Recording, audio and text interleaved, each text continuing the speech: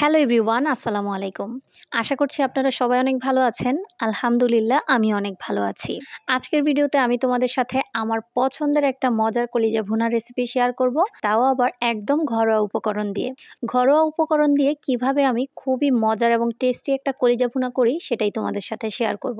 সব ধরনের কলিজা ভুনার মধ্যে এই কলিজা ভুনাটা আমার সবচাইতে পছন্দের। তো চলো তাহলে রান্নাটা শুরু করি। প্রথমেই দেখতে পাচ্ছ একটা কড়ার মধ্যে আমি পরিমাণ মতো পেঁয়াজ কুচি নিয়ে এর মধ্যে কিছু গরম মশলা অ্যাড করেছি আর পরিমাণ মতো তেল দিয়ে পেঁয়াজটাকে ভালো করে আমি ভেজে নিচ্ছি। পেঁয়াজটা একটু ভাজা হয়ে গেলে পরিমাণ মতো আমি আদা এবং রসুন বাটা দিয়ে দিচ্ছি।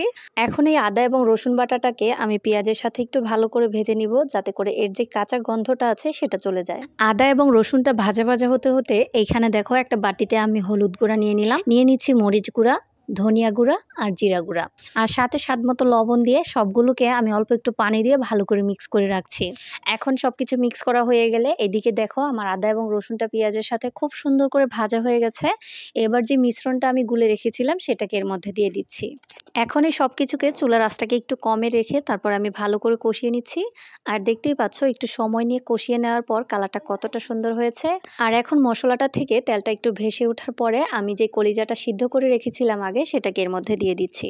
আর আমি তো তোমাদেরকে বলতেই ভুলে গেছি, এই কলিজাটা হচ্ছে আমাদের অঞ্চলের ভাষায় বলা হয় মাইট্টা কলিজা। মানে ওই যে একটা কলিজা আছে না যেটা লম্বা একদম পাতলা থাকে কালো কালো, সেটা। আর এই কলিজাটাকে অন্য কি নামে ডাকা হয় আমার একদমই জানা নাই। আর যদি তোমাদের জানা থাকে তাহলে আমাকে অবশ্যই কমেন্টে জানিও। তো দেখতেই পাচ্ছ আমার কলিজাটা মশলার সাথে ভালো করে কষানো হয়ে গেছে।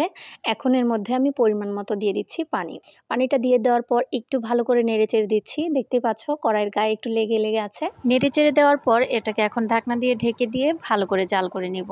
আর যখনই কলিজার যে পানিটা একদম শুকিয়ে যাবে তখনই এটার মধ্যে আমি শেষমেশ দিয়ে দিচ্ছি কয়েকটা কাঁচামরিচ, আর হ্যাঁ সবশেষে দিচ্ছি ভাজা জিরা গুঁড়া, যেটা ছাড়া আমার একদমই চলে না।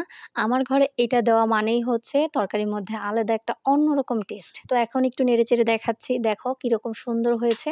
তোমরা যদি চাও এটাকে কিন্তু একদম বাটা পেঁয়াজ দিয়েও করতে পারো। তো আমি এখানে পেঁয়াজটাকে একটু আস্ত আস্ত রাখার চেষ্টা করেছি, দেখতেই পাচ্ছ কতটা আস্ত রয়েছে। তো এই তো ছিল আমার আজকের এই কলিজা ভুনা। আমি এইভাবেই করি সব সময়।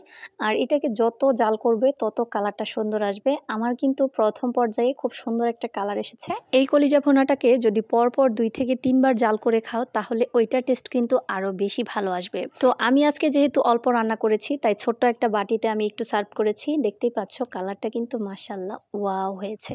তো আজকের রান্নাটা তো আমার কাছে অনেক ভালো লেগেছে, তোমাদের কাছে কেমন লেগেছে অবশ্যই জানিও। তো আমি আজকে খেতে খেতে তোমাদের কাছ থেকে বিদায় নিচ্ছি। আর তোমাদের কাছে যদি আমার ভিডিওটা ভালো লেগে থাকে অবশ্যই কিন্তু লাইক, কমেন্ট আর শেয়ার করতে ভুলো না। সবাই ভালো থেকো। আল্লাহ হাফেজ।